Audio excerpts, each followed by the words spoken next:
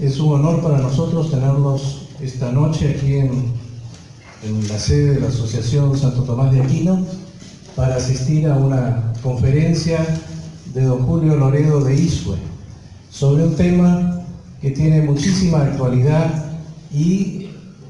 pero del cual tenemos muy pocas nociones, o sea, nociones muy elementales.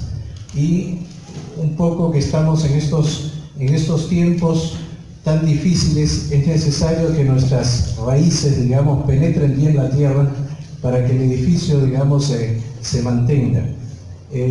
Don Julio Loredo, somos compañeros de colegio, son muchas décadas que hemos militado en Tradición, Familia y Propiedad. Él actualmente es presidente de la Asociación Tradición, Familia y Propiedad de Italia.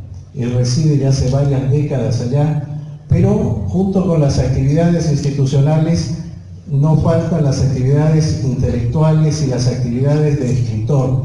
Y un libro que lo ha hecho ya muy conocido, no apenas en Italia, sino en varios países, porque ha sido traducido ya a varias lenguas, es un estudio al respecto de la teología de la liberación. Y se llama justamente Teología de la Liberación, un salvavidas de plomo para los pobres. Quien quiera profundizar en este tema y quien quiera, digamos, ver en el fondo dónde están los orígenes de esta crisis en la Iglesia, es necesario que lea este libro, que estudie este libro, que conozca este libro. Muchas de las cosas por las cuales nos pueden dejar perplejos hoy en día encuentran su respuesta ahí. Pero, digamos, dentro de la TFP hay muchos otros libros y escritos que han aparecido sobre temas en esa línea. Yo quiero apenas anunciar, es una obra que ya está disponible en internet. Es una obra escrita por José Antonio Ureta, es un investigador chileno. Él ha dedicado también varias décadas al estudio de la situación de la Iglesia y es un libro que se titula El cambio de paradigma del Papa Francisco. Es un libro que hace un recuento de los 5 años de este pontificado. Es realmente muy impresionante la perspectiva, el análisis de los hechos. Son datos que van fluyendo en distintas materias, en distintos aspectos en los cuales ha intervenido este pontífice y, digamos, qué relación tiene todo eso con la crisis actual de la Iglesia. Es una obra que está llamada también a tener una gran repercusión y esperamos en esta serie de charlas que la Asociación Tradición y Acción tiene programada para el año, que no falte, digamos, en algún momento tengamos aquí la visita del señor Ureta también, para que él mismo nos exponga respecto de su libro. Pero, como les digo, ese libro ya está disponible en forma gratuita en internet. Es un libro de unas 200 páginas y cualquier persona puede ya tener acceso a él. Yo entiendo que sí, pero si no está ya en línea, va a estar, digamos, en los próximos días. Es una cosa que ya estaba preparada, ¿no? Eso se encuentra actualmente en la página del Instituto Plinio Correa de Oliveira, que es el que lleva el nombre del fundador, que es nuestra asociación en el Brasil, y es donde se ha lanzado. La edición original está en portugués. El libro del cual habla el doctor Pablo Fandiño, que agradezco enormemente sus palabras de introducción, el libro ya está disponible en internet. Es José Antonio Ureta, Cambio de Paradigma. Ya si lo hacen en Google ya lo encuentran. Está disponible en ese formato que se llama flipbook, ¿no? que uno va pasando las páginas como si fuera un libro. Y también se puede descargar y se puede pedir también la versión impresa, es decir, la versión libro. Son 180 páginas y realmente se los aconsejo, porque es un análisis, el primero, de 5 años de pontificado del Papa Francisco en los varios aspectos, ¿no? En el aspecto político, moral, teológico, pastoral, etc. Fue lanzado en Roma el sábado pasado, por lo tanto es una cosa, como se dice, calentita, calentita, en un congreso que hubo en Roma junto al Vaticano sobre la situación actual de la Iglesia. Por lo tanto, cambio de paradigma, el autor José Antonio Ureta, que el profesor Pablo dice, vamos a intentar que venga aquí para presentar ese libro porque realmente vale la pena. Y yo comienzo más o menos por aquí. Quiere decir que la Iglesia está en crisis, o mejor dicho, que hay una crisis en la Iglesia, desgraciadamente hoy es casi banal, en el sentido que basta tener 2 ojos y 2 orejas para darse cuenta. Es una situación sobre la cual han hablado todos los papas a partir del concilio hasta hoy. Por ejemplo, nos recordamos de Pablo VI, que dijo, parece que el humo de Satanás ha penetrado en el templo de Dios, la Iglesia está en un proceso de autodemolición. Papa Benedicto, que dijo, la situación de la Iglesia está peor que en la época de las catacumbas, hasta el Papa Francisco, que dice, la Iglesia parece un hospital militar después de una batalla. Uno se imagina lo que era un hospital militar que se vio en Vietnam, por ejemplo, sangre por todos lados, huesos rotos, etcétera, etcétera. Es la situación. Ahora, en una situación como esta, es que nosotros tenemos que probar, tenemos que demostrar nuestro amor a la Iglesia, nuestro amor al papado. Entendiendo que la Iglesia no es fulano, sutano o mengano. La Iglesia tiene 2000 años. Y la Iglesia es una institución fundada por nuestro Señor Jesucristo que trasciende las personas. Justamente hace un par de semanas el mismo cardenal Raymond Burke dijo, el Papa no es propietario de la Iglesia. El Papa es vicario, es el ministro de Cristo. Y por lo tanto, es en situaciones como esta, y este es el tema de hoy, que tenemos que tener una visión mucho más amplia e ir a nuestras raíces para darnos cuenta que lo que está pasando hoy en la Iglesia pasará. Por ejemplo, cuando había en el Vaticano Papa Alejandro VI, Papa Borgia, ¿no? Con un harén en el Vaticano, de chicas y señoras, gente así. Lo que en esa época felizmente no había medios de comunicación como hay hoy y por lo tanto esas cosas se sabían así nomás. Pero una persona viendo eso decía, qué escándalo, y de hecho vino un castigo que fue el saqueo de Roma por las tropas del emperador Carlos V en 1524-25, si no me engaño, que destrozaron Roma y fue interpretado por todos como un castigo. De ahí vino una reacción que dio el Concilio de Trento, la Contrarreforma, etcétera, etcétera. Ahora, una persona de esa época quería, pero esto es el acabose, la Iglesia va a acabar con un papa así, Alejandro VI. Hoy estudiamos a Alejandro VI en los libros de historia. Y la Iglesia continuó tranquila, no solo continuó, sino revivió con la Contrarreforma. De esa Contrarreforma nace la Iglesia en Perú, por ejemplo. Nosotros nacimos de la Contrarreforma, nacimos barrocos, ¿no? Entonces hoy estas cosas pasan. Lo que va a quedar es la Iglesia.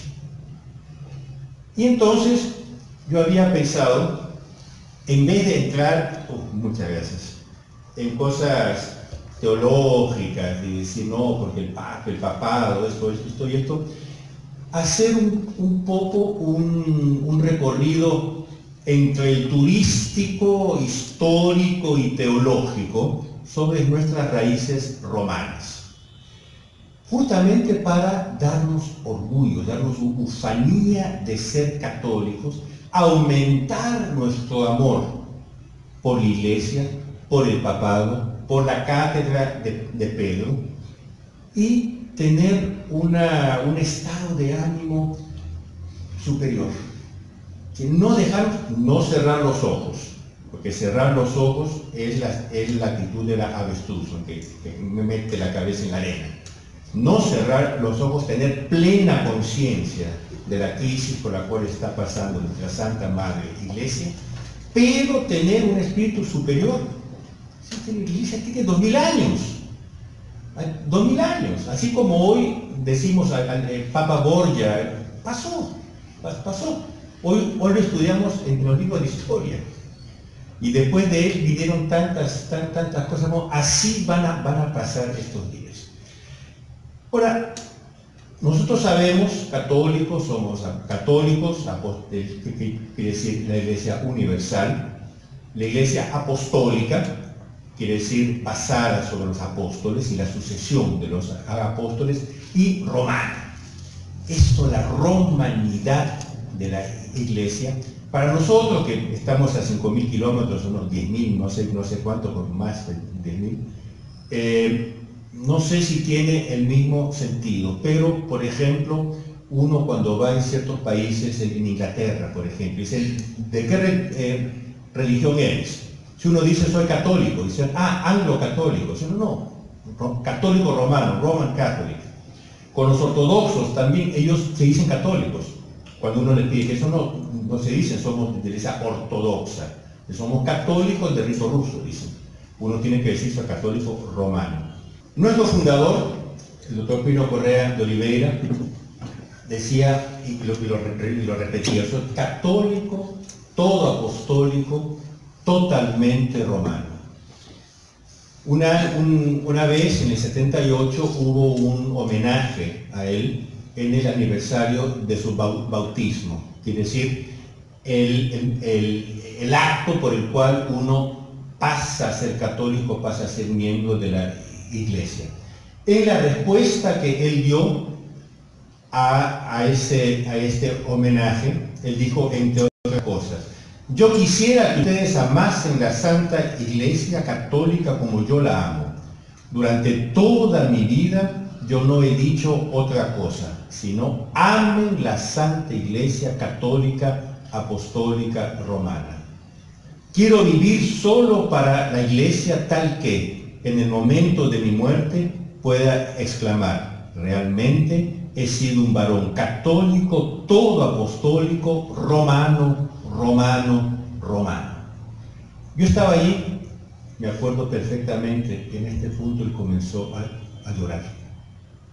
Un hombre fortísimo, un hombre, quien lo ha conocido sabe cómo era. Sin embargo, cuando él proclamó su fe católica, apostólica, romana, de tal modo lo invadió el sentimiento que, de público, en un auditorio era enorme, lloró. Tuvo que agarrarse de las manos y casi que no consiguió, a las tantas consiguió, y bueno, el texto de esta conferencia es realmente lindísimo. Y de hecho, su lápida en el cementerio de la Consolación en San Paulo, de Pino Correa de Oliveira, vir católicos et apostolicus plene romanos. Varón católico, apostólico, plenamente romano. Y ahora paso la próxima para no... Ahora, ¿qué cosa tiene el Imperio Romano, Roma, la romanidad, de tan importante como para que nuestra Iglesia se defina una santa católica, apostólica y romana? Yo no sé, este es un mapa de lo que fue el Imperio Romano en su máximo esplendor. San Pablo dice una cosa muy interesante, el apóstol San Pablo dice una cosa muy interesante. Dice, el Imperio Romano, pagano y todo, fue una obra de la providencia, porque creó el ambiente geográfico, cultural, legal, intelectual, etcétera, donde nació la iglesia. Si nuestro Señor Jesucristo, Él vivió aquí, pero la iglesia se difundió aquí, con centro aquí, en Italia. Ahora, ¿qué tiene de especial el Imperio Romano? ¿Qué tiene de especial esta centralidad de Roma? Un primer punto es que asume la filosofía griega, tanto que se habla de la civilización greco-romana, ¿no? Ahora, ¿qué tiene de tan interesante la filosofía griega? Bueno, estos son tres caras que puse ahí ejemplificativamente, claro, son los tres mayores, Platón, Aristóteles y Sócrates. Yo no sé si ustedes perciben o se dan cuenta la importancia de un hecho aparentemente banal. Los griegos fueron los primeros que comenzaron a pensar. Que antes de ellos, ¿por qué esto es así? Porque los dioses lo quieren. ¿Y por qué no es? Pues porque no lo quieren. No, era así, tal y cual. Los primeros que comenzaron a decir, bueno, ¿qué es la verdad? ¿Por qué esto es así? ¿Qué relación tiene la causa y el efecto? La causa, si corresponde a un principio superior, da un efecto bueno. ¿Qué cosa es el bien? ¿Qué cosa? Sí, filosofía. Los primeros que comenzaron a pensar fueron los griegos. Ahora, ¿ustedes imaginan la Iglesia Católica sin pensamiento? ¿Por qué es así? Pues porque la Biblia lo dice. Bueno, esto no es católico. Sabemos que hay gente que dice eso. Ellos están teniendo una mentalidad precristiana, no cristiana.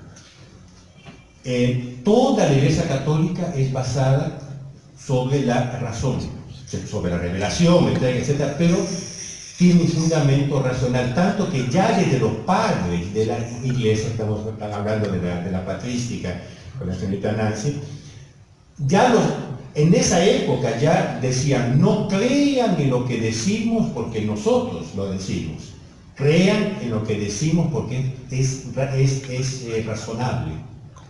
Entonces, la razón.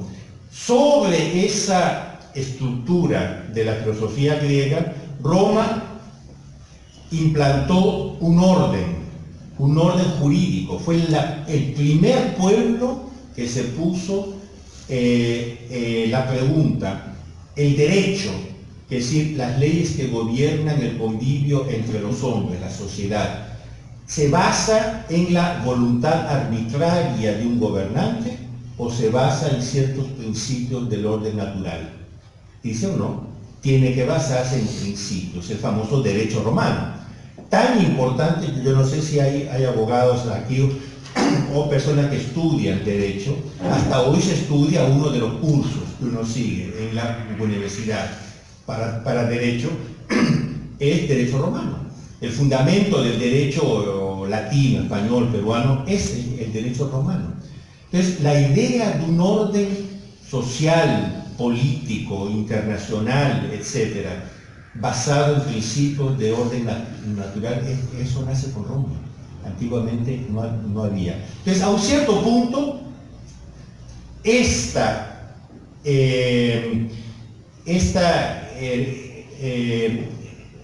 lo que heredan de la civilización griega y romana, se crea lo que fue el Imperio Romano. Repito, pagano, persiguió a los cristianos, todo lo que uno quiera, pero estos son fundamentos que después permitieron la implantación de la iglesia. Y de hecho, crearon una civilización que, bajo algunos aspectos, fue absolutamente superior, tanto que hasta hoy nos maravillamos. Cuando usted, no sé si alguien conoce Roma, ha estado en Roma, estos son los foros imperiales, este es el arco de Septimio Severo, este es el Campidoglio, el Araceli. Esto está enterito, estas columnas están todas aquí. Si uno viendo esta, no es una foto, evidentemente es una reproducción, y estando en los fori imperiali. Hoy es así. Si tan dejó su huella que hasta hoy podemos caminar por la Roma imperial viendo todas estas cosas casi como si fueran íntegras. Bueno, en un cierto punto, la suerte de la Iglesia Católica se entrelazó con la de Roma. Hubo un hecho que es que nuestro Señor Jesucristo nombró a San Pedro Papa. Dice, tu es Petrus, et superam Petram edificamos ecclesiam mea. Es un latín muy simple, todo, ya lo entendieron. Porque este es un punto interesante. Nuestro Señor Jesucristo no era democrático, no era igualitario.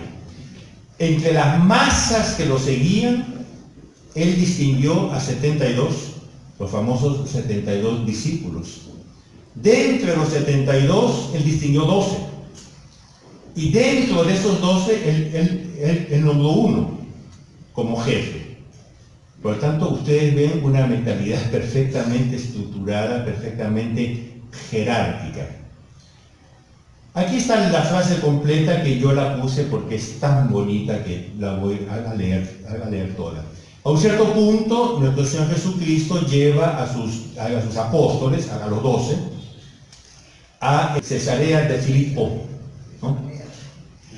Donde hoy se ve, hay una roca, y es simbólico el lugar que hay una roca en ese lugar. Y le preguntan, ¿no? ¿Quién dice la gente que yo sea? Es uno dice que eres Elías, el otro dice que eres San Juan Bautista, el otro dice que eres Jeremías resucitado, el otro que es un profeta. Era lo que la gente decía de él. A las tantas, él le dijo, y vosotros, pero dirigiéndose a uno, ¿quién decís que sois? Tomando la palabra Simón, porque San Pedro se llamaba Shimon Bar Iona, y esto es muy interesante, desgraciadamente aquí falta un poquito, tomando la palabra. ¿Por qué tomó él la palabra y habló en nombre de los apóstoles? Porque vean que hay dos momentos. El primero dice, ¿quién dice la gente que yo soy? Y todos dicen, esto, el otro. Y después repite la pregunta y uno toma la palabra. Y toma la palabra porque evidentemente, y nuestro Señor lo dice, después el Espíritu Santo ya lo estaba animando, él como portavoz, él como jefe del colegio apostólico. Y tomando la palabra, Simón dijo, tú eres el Mesías, el Hijo de Dios vivo. Y Jesús respondiendo dijo, bienaventurado tú, Simón Bar Iona, que es decir, Simón, hijo de Jonás, porque no es la carne ni la sangre quien te ha revelado eso, sino mi Padre que está en los cielos. Y yo te digo que tú eres Pedro. Le cambia el nombre a Kefas, en arameo se dice Kefas. Ahora, en latín se dice nomen omen, el nombre dice el significado. ¿Por qué le cambia nuestro Señor a Simón el nombre? Evidentemente porque le estaba confiriendo una misión. Solo a 2 apóstoles le cambió el nombre, a Santiago que lo llamó Boanerges, el hijo del trueno, porque era un trueno, era Santiago, por algo el patrono de España. Sí. No, nomen omen, el nombre da la misión. Y a Simón, que lo llamó Kefas. Y es muy interesante porque, es una paréntesis completamente aparte, pero los protestantes dicen que no, que eso de Pedro y piedra, es decir, masculino y femenino, eso muestra que nuestro Señor estaba hablando de 2 cosas diferentes. Porque no se dan cuenta que él estaba hablando no en latín, sino en arameo, que en arameo es Kefas. Dice, y yo te digo, tú Pedro, y sobre esta piedra edificaré yo mi iglesia, y las puertas del infierno no prevalecerán contra ella. Yo te daré las llaves del reino de los cielos, y cuanto atares en la tierra será atado en los cielos, y cuanto desatares en la tierra será desatado en los cielos. Entonces ordenó a los discípulos que a nadie dijeran que él era el Mesías. Entre otras cosas, hay gente, teólogos modernistas, que dicen que nuestro Señor Jesucristo nunca se proclamó Dios, nunca se proclamó Mesías, por tanto aquí, Él es el Mesías. Ahora, yo no sé si se dan cuenta, o digamos, es difícil darse cuenta de la profundidad, el poder de las llaves. Una llave que tú cierras aquí y se cierra en el cielo. Una llave que tú abres aquí y se abre en el cielo. Es un poder absolutamente, digo más, si no fuera que Dios mismo, nuestro Señor Jesucristo, dijo eso, yo creo que no sería pensable a los hombres pensar que una persona humana pudiese tener un tal poder. El poder de abrir aquí y se abre en el cielo, cerrar aquí, se cierra en el cielo. Ese es el poder que nuestro Señor Jesucristo dio a San Pedro. Y a sus sucesores, porque San Pedro es el fundamento, de ahí hay la sucesión petrina, que son los padres. Ahora, yo quisiera que, como dije al inicio, dejemos de lado la parte teológica. Como dije, vamos a hacer una especie de paseo turístico, arqueológico, histórico, teológico. Pero yo lo que quisiera es que detrás de todo esto, nuestro amor por el papado y por ese fundamento, esos cimientos, creciese. Y ya, por ejemplo, el sentirnos hijos de una iglesia que está fundada sobre una persona que tiene la llave del cielo. Yo no sé si se dan cuenta el orgullo que uno tiene que tener. Ninguna otra religión la tiene.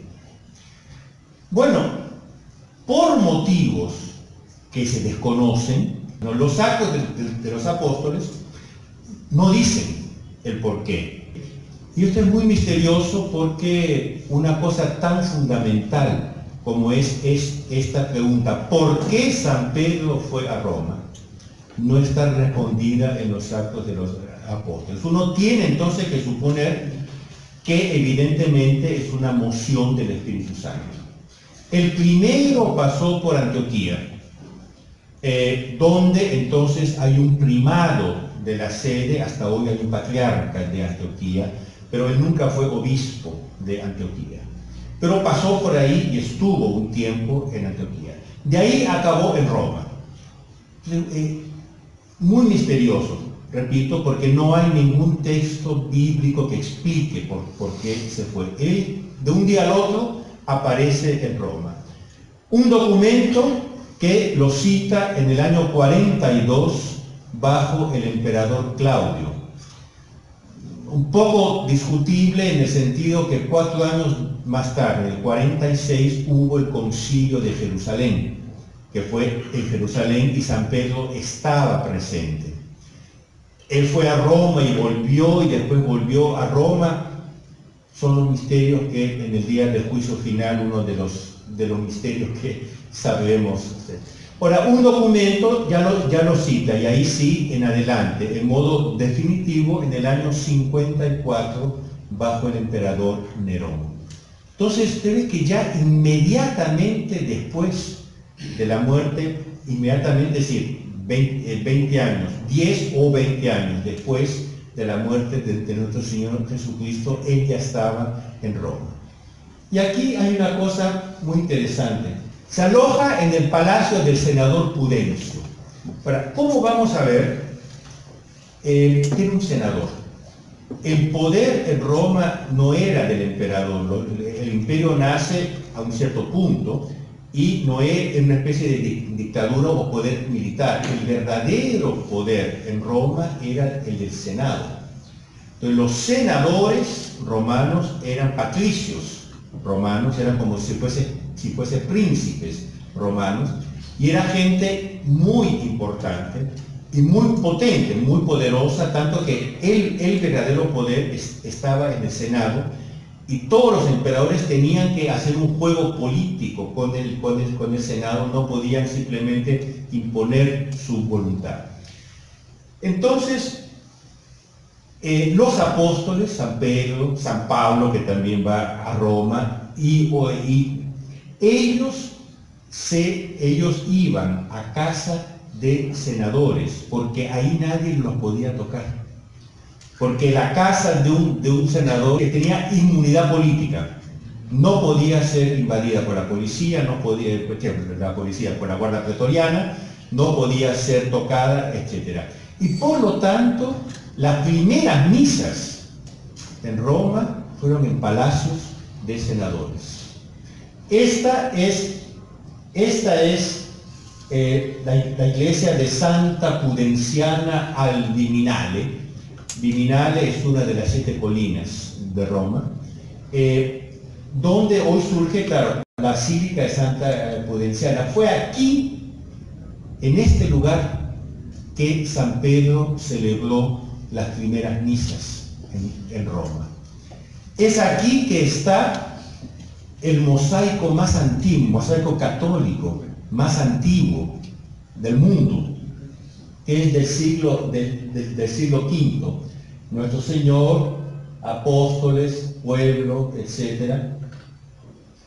Él después fue a la casa, a la villa es el palacio, ¿no?, de Áquila y Priscila, donde hoy surge la iglesia de Santa Prisca al Aventino. Aquí estamos hablando de los fundamentos de nuestra iglesia, de las raíces de nuestra iglesia. Aquí estamos en el año 50 y ya se celebraba la misa. Uno dice, bueno, no era misa, era una cena.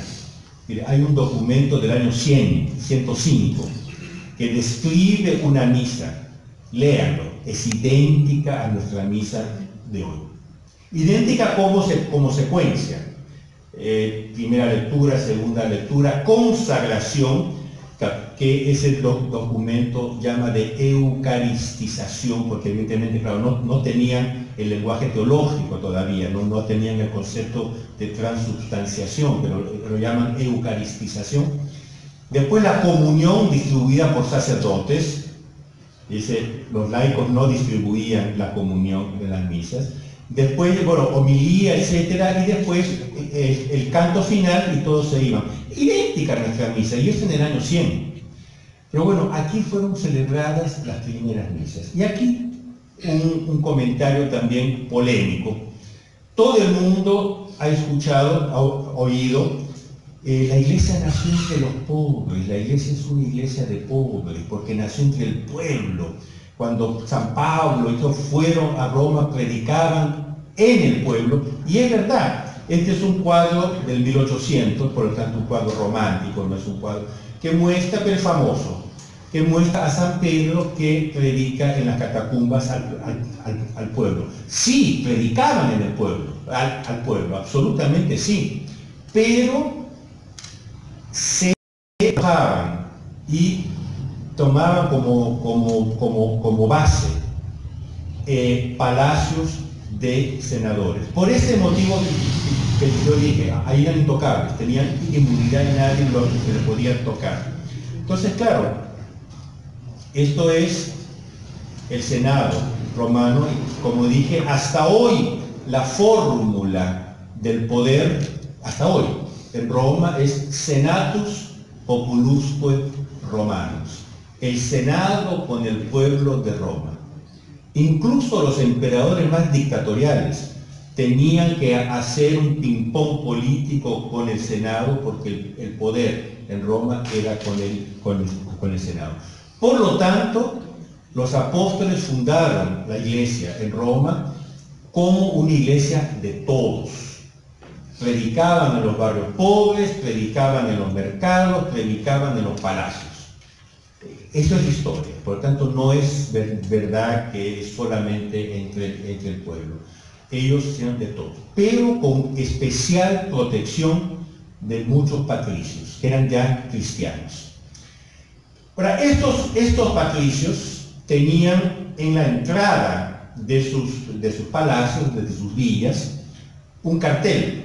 Decía, esta es la casa del senador Pudencio, esta es la casa del senador tal, justamente para que la guardia pretoriana supiese que era una casa que tenía inmunidad. Estos carteles se llamaban títulos. Entonces era la casa del título de tal, la casa del título de tal.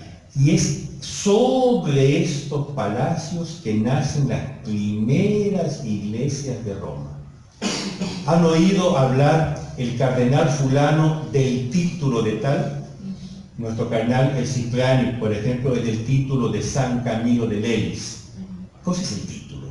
Es una iglesia. ¿Pero por qué se llama título? Porque las primeras iglesias en Roma surgieron sobre los títulos patricios. Por ejemplo, esta es del título Fasciole, que hoy es la iglesia de Santos Nereo y Aquileo. Esta es una iglesia romana, no románica, ni gótica, romana. Este es el estilo romano. Uno puede imaginarse en épocas postapostólicas, es un poquito después, pero ese es el estilo típicamente romano. Vean, el altar estaba en el centro del ábside, no estaba contra el muro. Pero no se celebraba la misa versus populum, se celebraba la misa con las espaldas al pueblo e ad orientem, hacia el este. El verbo orientar, orientarse, viene de orientarse hacia oriente. Títulos Emiliani, hoy es la iglesia de los Santi Quattro Coronati. Para todas estas son iglesias actuales, porque incluso sale la foto de unos techos de unos carros. Uno cuando pasea por Roma, por estas iglesias que se llaman paleocristianas, de los primerísimos siglos, uno ahí dice, esta crisis de hoy va a pasar así, porque nosotros tenemos 2000 años de historia, 2000 años, está aquí. Esto es del siglo III, o no sé, cuarto, tal vez, no sé. Títulos Lucini, San Lorenzo en Lucina, que era el palacio de los Augustos. El mausoleo de los Augustos está aquí atrás. Entonces, a un cierto punto, en el propio palacio de la gens Augusta, gens es familia, clan, construyen una iglesia de títulos Lucini. La misma cosa, el estilo romano. Esto aquí tiene 1700 años. Y va a tener otros 1700 años desde aquí a 1700. Y de aquí a 1700 años va a haber alguien que va a dar una conferencia y va a decir, ¿se acuerdan de eso, de esa crisis que hubo en la iglesia allá por el 2018? ¿No? Pero es así. Yo lo que quiero, señoras, señores, estamos haciendo como una especie de paseo turístico, arqueológico, pero que esto aumente nuestro amor y nuestra seguridad. Títulos Sabine, Santa Sabina al Aventino. Aventino también es una de las 7 colinas, es la primera de las 7 colinas de Roma y es la casa madre de los dominicos. La puerta de esta iglesia es la puerta del Senado romano. Ellos, los dominicos, los dominicos, perdón. Cuando fue construida la Basílica de Santa Sabina, no sé por qué arrancaron la puerta del Senado y la colocaron. Entonces, uno entra en la Basílica de Santa Sabina abriendo la puerta del Senado romano. El Senado pasó a la historia, la iglesia continúa. Y la iglesia va a continuar, repito, de aquí hasta el fin del mundo. De hecho, la última cosa, nuestro Señor Jesucristo va a venir cuando ya no haya fe y la iglesia católica esté en la inminencia de acabar. Como no puede acabar, viene el fin del mundo. Entonces, hasta el fin del mundo esto va a estar en pie. Ahora, desgraciadamente, con todo lo que tenían protección de varios patricios, etc., comenzaron las persecuciones. El primero fue el emperador Nerón, un poco loco, las cosas que, bueno, el asesinato de la madre y mil cosas que ni las contamos aquí. Pero él lanzó, por lo tanto, en el año 63, la primera gran persecución. Y aquí ya digo una cosa. Tenemos la idea de que las persecuciones fueron continuas, que si Nerón comenzó y no acabó hasta Constantino. De hecho, no fue así. Las persecuciones fueron oleadas, fueron olas que pasaron, después venían 40 años de calma relativa y de tolerancia relativa, donde se podía celebrar misas, muy discretamente, pero las persecuciones no fueron continuas. Bueno, pero Nerón lanza una cosa que para los cristianos era nueva en Roma, una persecución. San Pedro, que estaba en Roma, le da miedo y ¿qué hace? Huye. Aquí también, pequeña paréntesis. Hace 5 minutos, 10 minutos, he dicho que San Pedro tenía el poder de las llaves, tenía... De repente le entró pánico y huyó. Porque en esa misma persona que había el carisma del papado, en esa misma persona sobre la cual estaba construida la iglesia, esa misma persona que tenía el poder de la llave, ¿verdad? Era un ser humano. Y a los seres humanos estamos sujetos a nuestras pasiones, estamos sujetos a nuestras debilidades. Y concretamente no quita en nada al mérito y a la gloria del príncipe de los apóstoles, San Pedro, decir que tuvo miedo y huyó, salió corriendo. Es el hecho histórico. Y también aquí es una invitación a saber hacer este equilibrio entre los aspectos humanos de la iglesia y los aspectos divinos. En los aspectos humanos, la iglesia es hecha justamente humana, de hombres. Y los hombres, hombres y mujeres, claramente, tenemos pasiones, tenemos debilidades, tenemos lagunas, tenemos limitaciones. Eso en nada quita la gloria de la iglesia. Bueno, San Pedro huyó por esta puerta, la puerta de San Sebastián que da sobre la Vía Appia. Imagínense ustedes a San Pedro saliendo por aquí. Aquí atrás están las termas de Caracalla, más atrás está el Circo Máximo. Él huyó y salió por esta puerta, ¿no? Tal y cual, no ha cambiado nada, por esta puerta, y se metió por la Vía Appia. Yo me lo imagino medio escondido, tapándose la cara, corriendo, le entró pánico, ¿no? Repito, no en nada quita la gloria de San Pedro decir que en ese momento tuvo un momento de debilidad humana.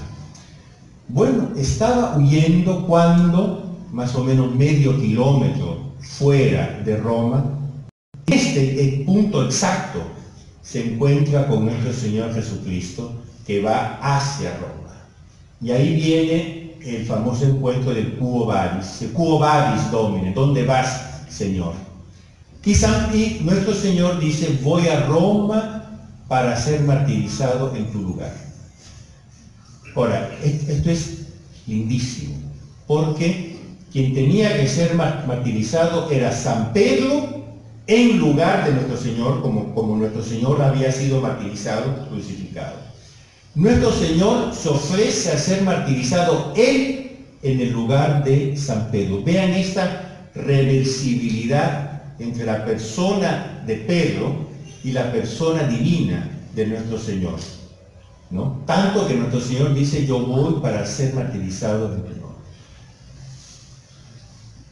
Que se le jaló las orejas fuertemente, ¿no? Porque esto es un jalón de orejas.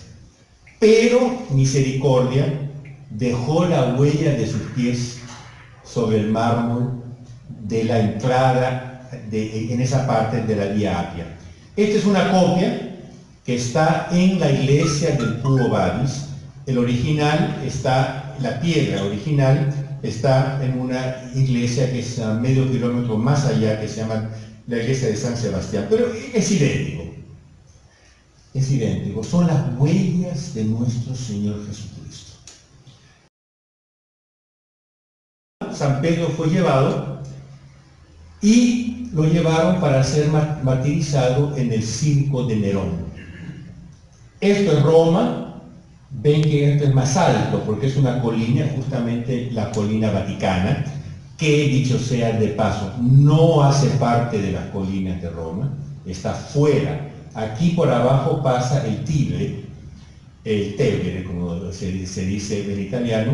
Esto es el Trastevere, el más allá del Tibre. El Vaticano no es una colina de Roma, queda fuera de Roma. Él fue martirizado, digamos, se supone que fue martirizado en el centro del circo, por lo tanto, esta columna. Ahora, imagínense, vean esta vista. Ahora, no sé si hay algún ingeniero aquí, las perspectivas, que uno le enseñan a ver aquí y después ver por otro lado. Imagínense que cambia perspectiva y lo que hoy se ve es esto. Este es el mismo lugar visto desde el otro lado. Aquí está Roma, aquí está el Tibre, esta es la colina Vaticana y aquí estaba el circo de Nerón. Esta columna estaba, perdón, aquí. Cuando se construyó esta basílica, por lo tanto, después del año 1500, el Papa Pablo III Borghese, aquí para que fuese el centro de la plaza de San Pedro. Pero es siempre el obelisco al pie del cual fue martirizado San Pedro. Ahora, ¿dónde fue enterrado San Pedro? El circo era aquí. Esta es una colina, la colina del Vaticano. En la colina había una necrópolis romana, que hoy fue enterrada, porque claro, fueron construyendo encima, y esta necrópolis quedó como 20 o 25 metros bajo tierra. Esta es una foto de la necrópolis romana, una foto de la actual Papa Francisco, visitando la necrópolis. Son casas con calles, con placitas, con cruces, con avenidas, y en las casas hay cuartos, hay habitaciones con estantes, y en los estantes se ponían las ánforas con las cenizas. Los romanos eran cremados, por costumbre pagana, que hoy está volviendo. Eran cremados y las cenizas eran puestas en ánforas, y las ánforas eran puestas y cada familia tenía su casa, ¿no? San Pedro fue enterrado aquí. Esa misma noche los cristianos rescataron el cuerpo ensangrentado, muerto de San Pedro, lo llevaron al cementerio y lo enterraron en un lugar que ya desde esa época se construyó un altar. La tumba está aquí. Sobre la tumba se construyó este altar. Este fue el primer altar donde se veneró a San Pedro. Es la semilla, por así decir, de la basílica de San Pedro, y se llama Trofeo de Gallo porque fue un tal Gallo, ¿no? que lo construyó.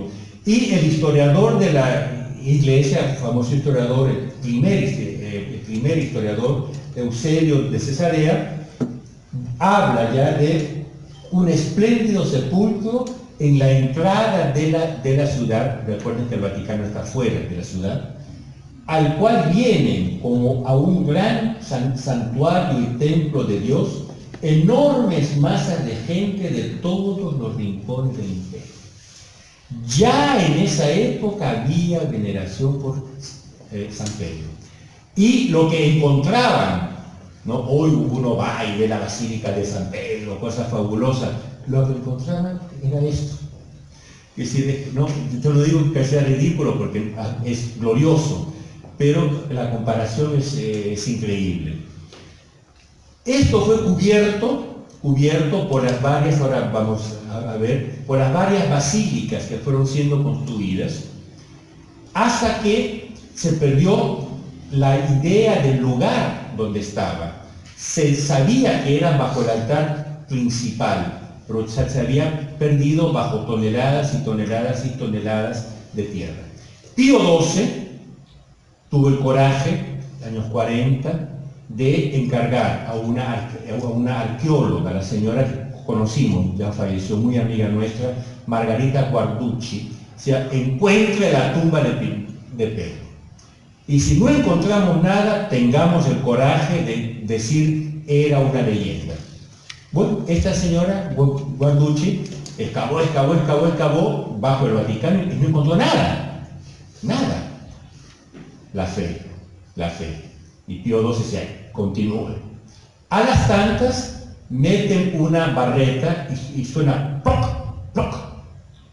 Hay algo. Excavan y era el dintel de una de las puertas de la necrópolis, que lo habían roto con la barreta. Bueno, excavó y encontró el lúculo, el hueco, con desgraciadamente la calidad no está muy buena, pero dice Petros Eni en griego. Pedro está aquí. Y se encontraron los restos en la tumba de San Pedro, estaba en el exacto lugar donde por 2000 años se había pensado que estaba. Es decir, la fe y la ciencia estaban juntas. Esta es la necrópolis romana. Esta es, ahora la vamos a ver, son los cimientos de la primera basílica y esta es la actual basílica. San Pedro está aquí, debajo del altar de San Silvestro, debajo del altar de San Gregorio, debajo del altar de la Confesión. La iglesia está construida sobre la piedra. Y aquí es muy interesante, cuando Cristo dijo, sobre esta piedra edificaré mi iglesia, Él no estaba hablando solo en sentido teológico, místico, la piedra, estaba hablando físicamente. La iglesia está construida físicamente sobre San Pedro. Tanto que lo que hoy uno ve, se llama el altar de la confesión. Cuando uno visita, los ignorantes dicen, aquí abajo está la tumba de San Pedro, de hecho está 30 metros más abajo, pero es verdad que es exactamente en esta línea. Esta es el altar de la confesión, son las famosas columnas, el baldaquino de Bernini. Y aquí hago un paréntesis también para aumentar nuestra fe en la iglesia, nuestro amor por la iglesia. ¿Saben qué contienen estas columnas? Contienen piedras del templo de Jerusalén. ¿Por qué? No sé si alguien...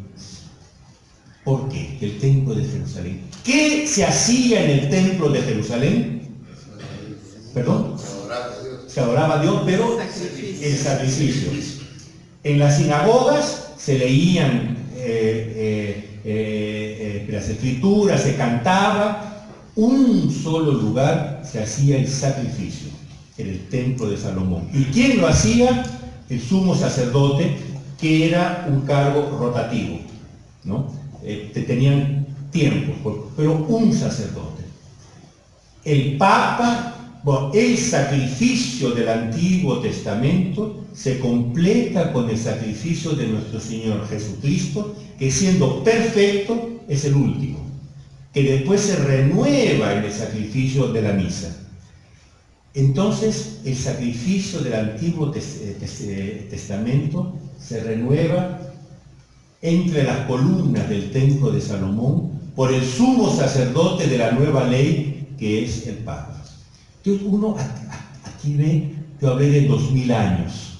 Hay cosas de la iglesia que tienen 4000 años, o 3000, yo no sé, estoy hablando evidentemente en números redondos. Esta es la solidez de la Santa Iglesia Católica Apostólica Romana. Se llama altar de la confesión y en torno a la cúpula, que está sobre el altar, lo que los romanos llaman ergogolone, porque ellos cambian la C por G, no es cupolone, sino gogolone, y la L por R, entonces ergogolone. Está la confesión petrina, tu spetus et superam Petram edificabo ecclesiameam, etc. En latín y en griego. ¿Quién me sabe decir por qué en griego? Porque el original del Evangelio de San Mateo, donde está el texto, era en griego. El griego era la lengua de la cultura del Imperio Romano, no era el latín. Tanto que cuando nuestro Señor muere, le ponen ese cartel en 3 lenguas: griego, latín y arameo. Esta es una vista de la cúpula. Esto no parece, las proporciones de San Pedro engañan mucho, porque son hechas en tal modo que son perfectamente proporcionadas, pero son de un tamaño. Imagínense que esta es la cúpula más alta de toda Roma. No hay rascacielos en Roma más alto que esta cúpula, la mayor cúpula del mundo. Si uno tira aquí una moneda, una piedrita, alguna cosa, va a caer directo en la tumba de San Pedro. Ahora, desde el inicio, la persona de Pedro en Roma, el papado, desde el inicio, esta figura del Papa era el punto de referencia de la Iglesia. ¿Quién ha oído esa tesis modernista, progresista, falsa? No, por los primeros siglos era una fraternidad, era una comunidad de hermanos. Eso de la jerarquía nació mucho más tarde, cuando copiaron las estructuras de opresión del imperio. Entonces ahí la Iglesia se jerarquizó. Pero al inicio era una comunidad fraterna. Bueno, vamos al año 92, el cuarto Papa, San Pedro, San Lino, San Cleto, San Clemente, cuarto Papa.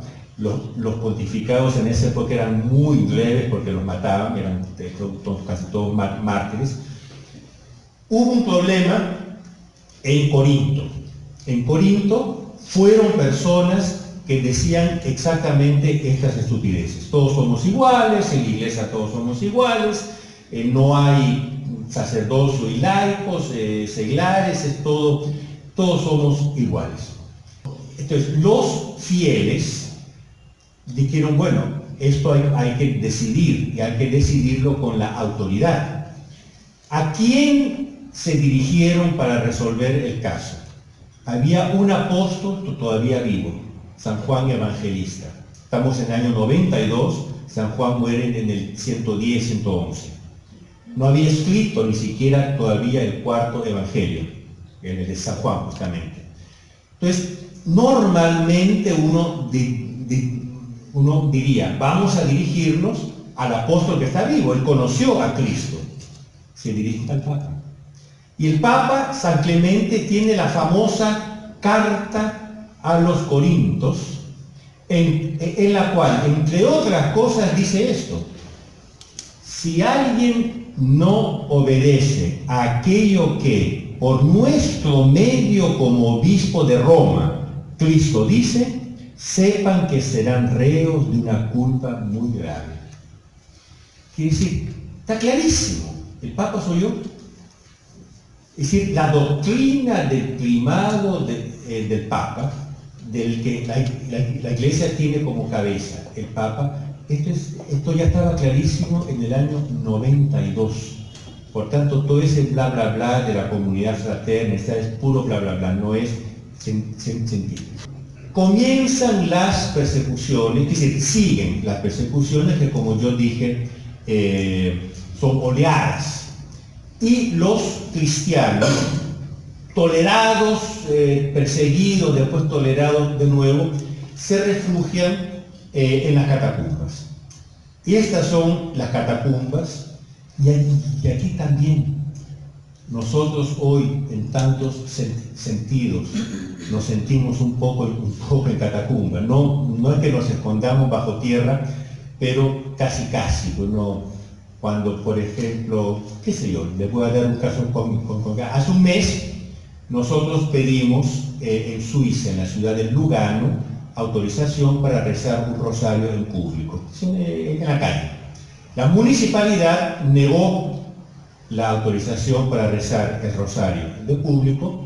Entonces los periodistas fueron donde el obispo y el monseñor Lazzeri y le preguntaron, mire, ¿qué han hecho esto? Pensando que él como obispo iba a decir, no, hay que rezar. No, la municipalidad tiene razón, no se puede rezar el rosario en público. Pero uno como quiera, uno como católico que reza el rosario, teniendo la municipalidad y el obispo, es catacumba. Ahora, la iglesia ya pasó por eso, la iglesia ya pasó por las catacumbas. Entonces, no perdamos el ánimo. En las catacumbas comienzan las primeras representaciones gráficas, los cuadros. También aquí los protestantes dicen no se puede hacer imágenes y que después tienen la foto de la mamá en la cartera, ¿no? En la billetera. Pues no se puede hacer imágenes. Pero los cristianos ya en los primeros, aquí estamos en el siglo I, comienzo del segundo. La primera representación es del pastor bonus, del buen pastor, de nuestro Señor como el buen pastor. Aquí hay otra del buen pastor. ¿Consiguen distinguir qué es eso? Es el primer cuadro de la Virgen María, el primero en absoluto. También aquí, ¿cuántas veces nos han dicho? El culto mariano nació mucho más tarde. Esto es el segundo siglo. Y ya están imagen y culto. Este es un profeta que muestra la estrella, ¿no? Y muestra la Virgen María con el niño Jesús. Este es el primer cuadro de la Virgen. Este es el primer cuadro de ¿qué? ¿Quién me dice? Los Reyes Magos, sí señor, los Reyes Magos. Y vean cómo ya en esa época se sabían que eran de 3 razas distintas: blanco, negro y mestizo. Hay que estar también el culto a la Virgen, el culto a los Reyes Magos. Estas son cosas del inicio de la iglesia, no cosas que nacieron más tarde. Esto es un ágape, eran los cristianos que tenían una reunión convivial en las catacumbas. Los cristianos, ¿cómo rezaban? En esa época no se rezaba con las manos juntas, se rezaba así. La mano junta nace solo con la Edad Media, que es el gesto de vasallaje, ¿no? De vasallaje, uno mete las manos en las manos de Dios. Una cosa curiosa, ¿han visto alguna cruz en estos frescos, en estos cuadros? Que no se usaba la cruz todavía. La cruz entra solamente en el siglo IV. Se usaba el pecado. ¿Quién sabe griego aquí? Ictis, perfecto. Ictis. Ictis en griego quiere decir pez, pescado. ¿Por qué ictis? Era un anagrama, se dice, ¿no? Sí. Jesús Christos Theon Seusotero. Jesucristo, Salvador de los hombres. Era un anagrama que los cristianos usaban para designar a nuestro Señor Jesucristo, pero si un pagano venía, ¿qué es eso? No, es un pecadito, es un ictis, ¿no? Era como una simbología secreta. Después se usó el kirron. Esto en griego es ki. Esta es la R, la Ro, Cristo. Son las 2 primeras letras del nombre de Cristo. Hasta hoy, por ejemplo, esa X pasó al español como J. Por ejemplo, Jimena no se escribe con J, se escribe con X. a la antigua, ¿no? Ahora, claro, ahora es con la J a la moderna, pero es con X y se pronuncia Jimena, debería ser Quimena, que es como pronuncian en latín los alemanes y los polacos, que es la llamada pronuncia restituta. Por ejemplo, Cecilia, los romanos en Cecilia, los alemanes en Quequilia. De ahí viene el Kaiser, que es César, César. César, ellos dicen César, César, Kaiser. La última gran persecución, cuando realmente pareció que la iglesia iba a acabar, fue la de Diocleciano. Diocleciano, por tanto, estamos en el año 270, 280. Por ejemplo, en cada cruce de avenida puso altares a los dioses, con fuego y con incienso y con guardias. Quien pasaba por ese cruce tenía necesariamente que echar incienso a los dioses. Si no, no pasaba o lo mataban. Y de hecho, muchos dijeron que era el fin del mundo, que era el fin de la iglesia, que eran los tiempos del apocalipsis que habían llegado, porque la iglesia estaba por acabar. Diocleciano lanzó una persecución feroz. Este era el imperio en la época de Diocleciano. No me pregunten, él dividió el imperio primero en dos, Occidente y Oriente, y después cada uno en dos con un Augusto y un César. Solo que en esta época habían 5, porque estaba Massimino Dacia, Dacia que se autoproclamó César, y en Roma estaba este personaje feo, porque era feo, ¿no? Históricamente feo, Masencio, que era usurpador. Constantino, hijo de Santa Helena, yo conté Chaclacayo y me sorprendió que no es tan conocida. Mi abuela, cuando perdía algo, rezaba Santa Helena, Santa Helena, así como encontraste la cruz de nuestro Señor Jesucristo, ayúdame a encontrar lo que se me perdió. Santa Helena fue la que encontró la cruz de nuestro Señor Jesucristo, era madre de Constantino, esposa de Constancio Cloro, César de esta parte. Él muere en batalla, el ejército proclama emperador Constantino. Él pide a Masencio Roma, porque Masencio era un usurpador. Masencio dice, no, yo estoy en Roma y no entrego el poder. Entonces Constantino comienza, él estaba aquí en Inglaterra, comienza a bajar, entra a Italia, por aquí, por el Val de Susa, y baja por la vía Flaminia. Roma está por aquí. Baja por la vía Flaminia. Mientras bajaba con su ejército por la vía Flaminia, todo el ejército ve una luz en el cielo. Una luz, un símbolo en el cielo, que no es la cruz, como tradicionalmente se hace ver, es el Quirón. Y con este dicho que también aquí históricamente fue en griego, inoxit novinces, con este signo, con este símbolo vencerás. Todo el ejército lo vio, todo.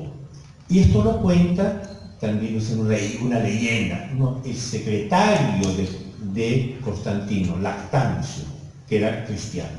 Esa noche Constantino sueña a nuestro Señor Jesucristo, sueña, y esto también lo cuenta Lactancio, y nuestro Señor Jesucristo dice, si tú pones en tus escudos todo mi símbolo, el que has visto en el cielo, yo te daré la victoria. Y de hecho, Constantino pone en los escudos y en los lábaros el símbolo de Cristo, el Quirón. Viene la batalla, él se acerca a Roma, por este lado, este es Roma, este es el Tigre, este es el puente Milvio, tal como existe hoy. Masencio, ¿qué hace? Consulta a los brujos, porque los emperadores consultaban brujos. Y los brujos le dicen, el enemigo de Roma morirá. Entonces Masencio dice, fenomenal, yo soy Roma porque yo estoy en Roma, el enemigo de Roma es quien ataca a Roma, por lo tanto Constantino morirá. Entonces vean la parte teológica, simbólica. Uno, con la seguridad que le daban los brujos, quiere decir el demonio, que los dioses paganos vencerán. El otro, habiendo visto un símbolo en el cielo y habiendo soñado, es decir, una aparición en sueños, a nuestro Señor Jesucristo que le promete la victoria. Eran dos mundos que se enfrentaban. Masencio vino aquí con su ejército, Constantino aquí. Masencio estaba tan seguro que provocó a Constantino. Constantino, no les cuento todas las batallas. Cuando vengan a Roma les prometo traerlos aquí y describirles con detalles la batalla porque es muy bonita. Constantino gana, vence, Masencio muere y Constantino entra en Roma. Ahora, imagínense ustedes los romanos, habituados a las águilas romanas, a Júpiter, a los dioses, viendo entrar soldados así, con un símbolo para ellos, para la mayor parte de ellos, desconocido. ¿Qué ha pasado? Entonces va hasta el templo de Júpiter, que era el templo principal de ellos, y el sumo sacerdote estaba allí ya con la víctima lista para hacer el sacrificio a los dioses para agradecerles por la victoria. Y le entrega el cuchillo de oro a Constantino para que matase la víctima. Y Constantino le devuelve el cuchillo al sumo sacerdote y dice, de aquí en adelante el único sacrificio en Roma será el cristiano. Y las cosas cambian. Un año más tarde, Constantino hace el edicto de Milán dando libertad a la iglesia. Años más tarde, 380, Teodosio hace el edicto de Tesalónica, proclamando la religión católica la única oficial en el imperio. Entonces el imperio se convierte en un imperio oficialmente católico. Las otras religiones eran toleradas, pero el imperio era católico. Siendo que, ¿cuántos católicos, cuántos cristianos habían en el imperio? No más del 15% en esa época. Entonces vean el coraje de estos emperadores que, seguros de la protección divina, hacen de la religión minoritaria la religión oficial. Ahora, yo aquí más o menos cierro con 2 o 3 slides.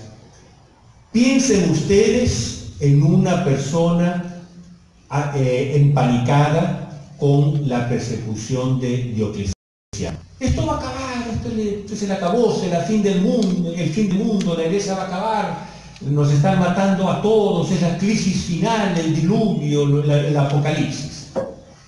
Pasan menos de 100 años y la iglesia católica es la oficial del imperio. Las cosas cambian y las cosas de hoy van a cambiar también. Sor Pablo, ya me pasé 1 hora, yo tendría un poco más, pero yo no sé, no quisiera cansarlos mucho. Díganme ustedes. Continuamos. Pero me van a permitir.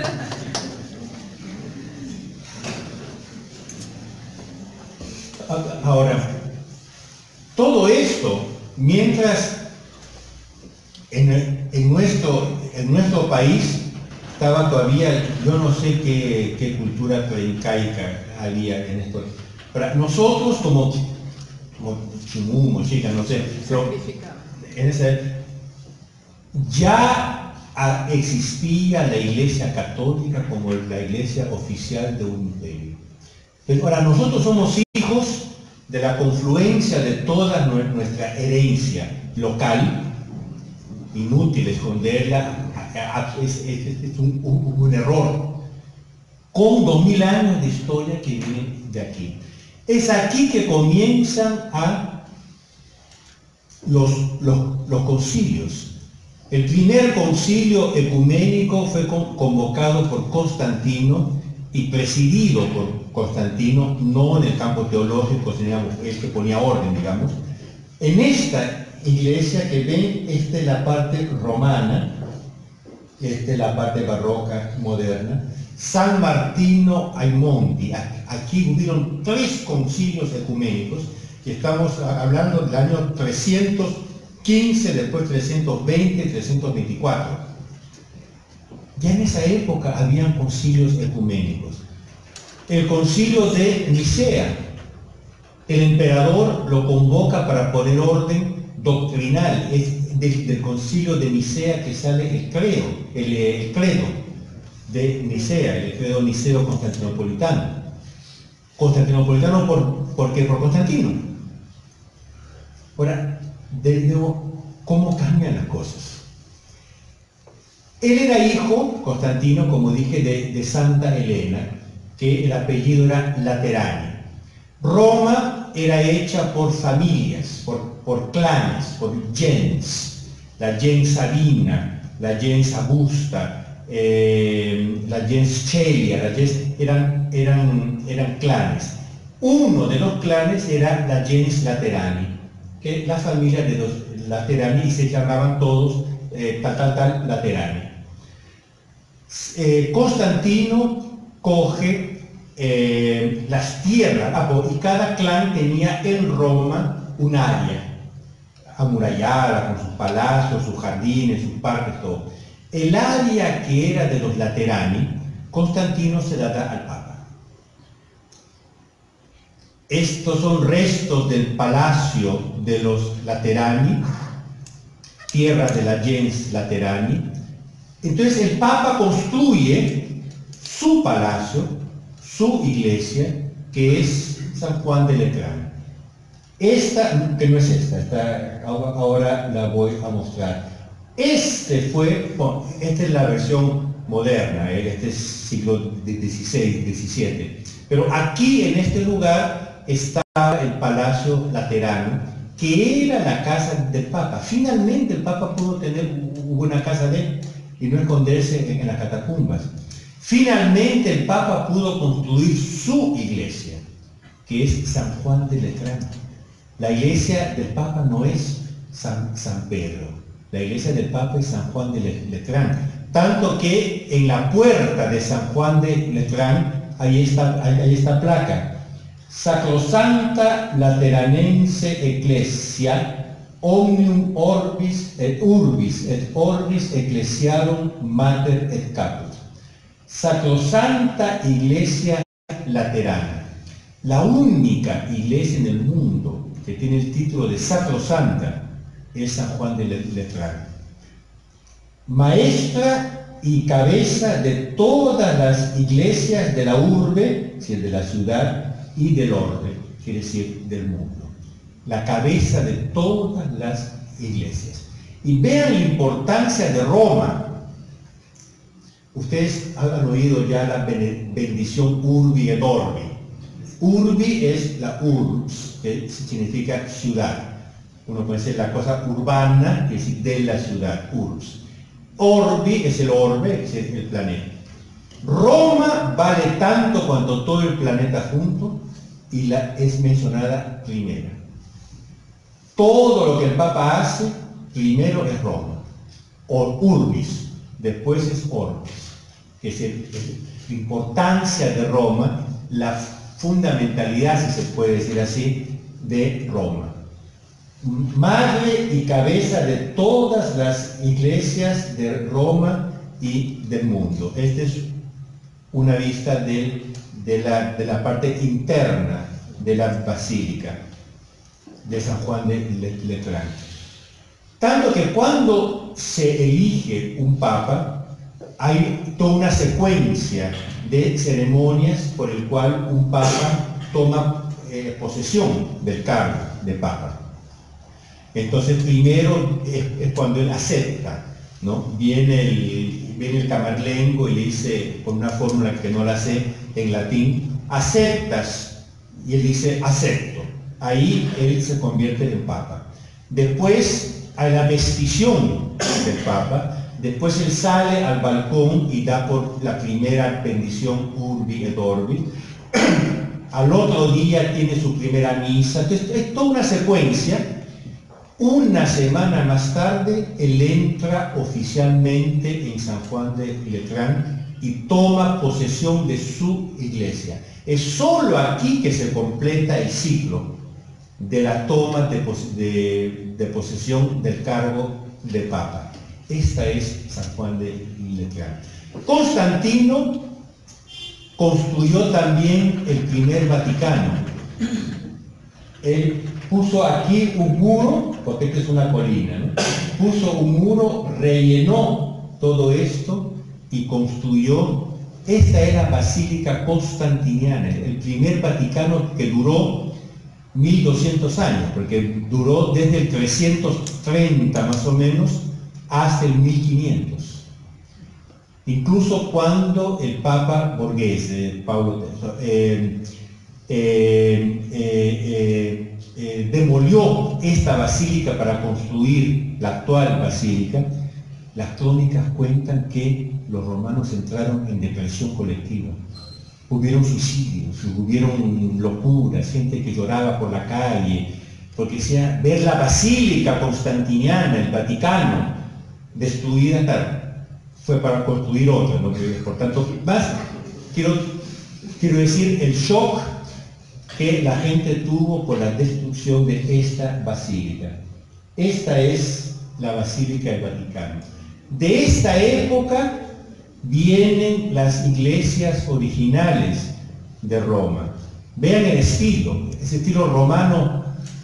¿Quién me sabe decir por qué tienen esta parte exterior y la iglesia solo después?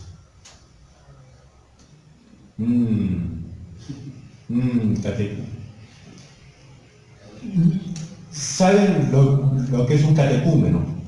Que uno que está aprendiendo el catecismo para ser bautizado. La misa, hasta hoy, pero hoy ya la diferencia es solo teórica, se divide entre la misa de los catecúmenos y la misa de los, en español, de los consagrados, de los fieles, catecúmenos y fieles. Los catecúmenos no están bautizados todavía y por lo tanto no podían asistir a toda la misa. Asistían a la primera parte hasta el inicio del ofertorio, de ahí salían y se quedaban aquí asistiendo a la misa desde afuera. San Giorgio Alberardo, otra iglesia romana de esa época. Ahora, perdone si lo repito tantas veces, aquí estamos viendo 1600 años de historia. Las crisis pasan, esto queda. De aquí a otros 1600 años vamos a estar todavía viendo San Giorgio Alberardo y viendo, estas son las raíces de nuestra iglesia. En el año 500 y algo hubo un milagro en Roma. En pleno agosto nevó en una colina, la última colina de Roma, el Esquilino. Este es un cuadro medieval, evidentemente no es de la época. El Papa Liberio, con una, ¿cómo se llama? Una pala, ¿no? En la nieve. Y él vio en esta nieve, en pleno agosto, un símbolo de Nuestra Señora, de la Virgen María. ¿Se acuerdan del vellocinio, el vellocino de Gedeón? Que era una piel, ¿no?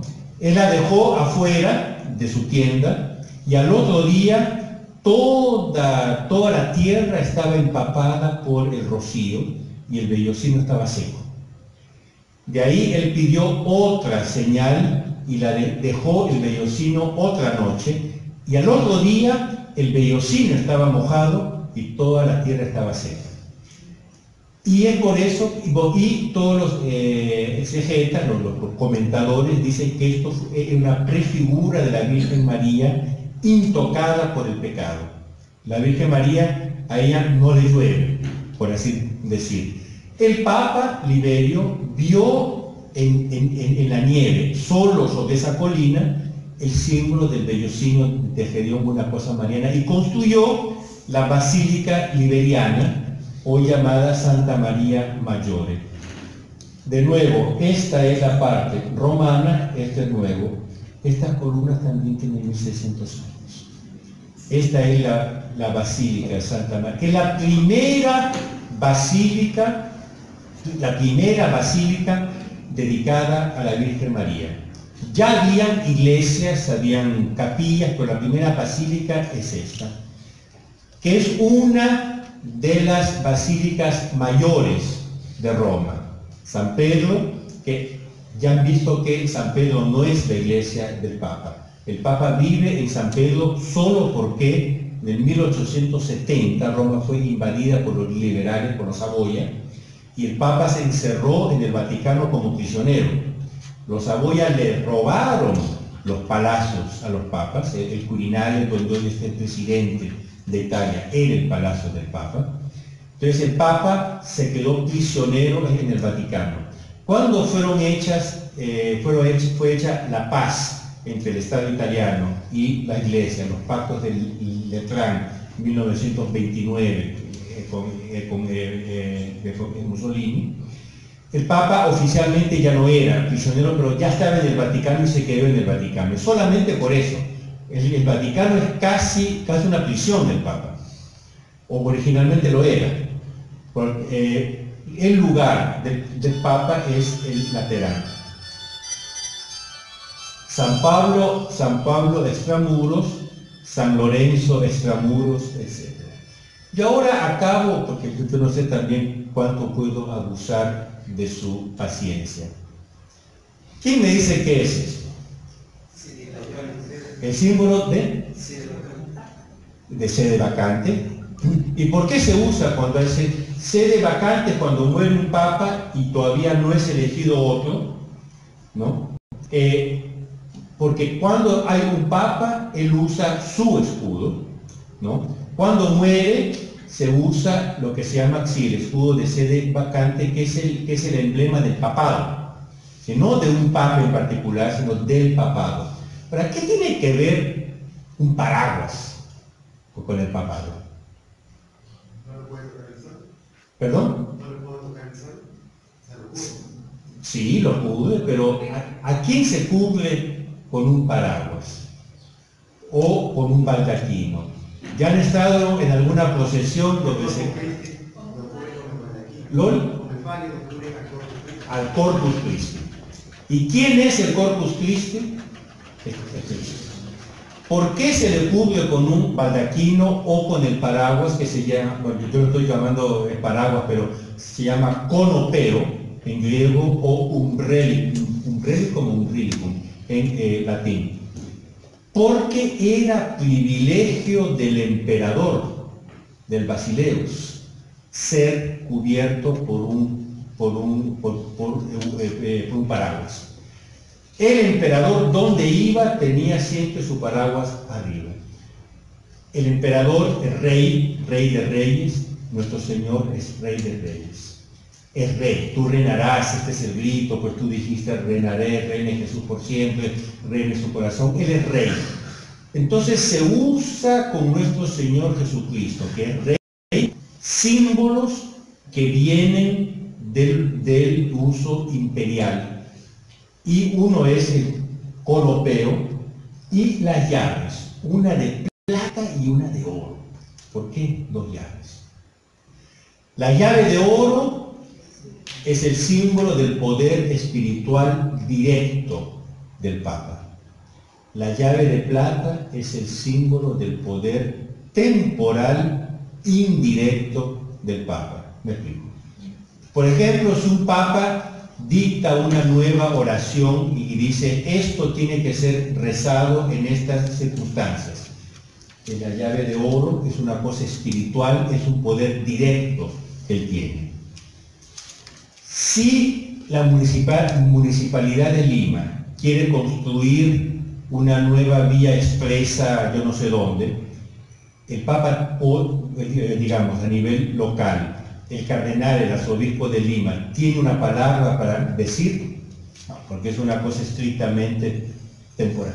Si la Municipalidad de Lima quiere imponer la educación al género en las escuelas, ahí el arzobispo tiene el deber de hablar, porque eso toca, es una cosa temporal, una cosa de las escuelas, pero eso toca el orden espiritual y por lo tanto hay un poder indirecto de intervenir. Es por eso que un obispo, un cardenal o el papa puede y debe intervenir, por ejemplo, contra el aborto, contra el matrimonio homosexual. Si un país quiere aprobar una ley de matrimonio entre comillas, claro, homosexual, es un deber de la autoridad religiosa decir no. No porque esté haciendo política, sino porque los políticos se están metiendo en el campo moral. Ese poder indirecto. Este es el símbolo del papado, que, como usted dijo, se usa en época de sede vacante cuando no hay un papa, porque es el símbolo genérico. ¿Cuál es la bandera del papado? Dice blanca y amarilla. Esa es a partir del 1950.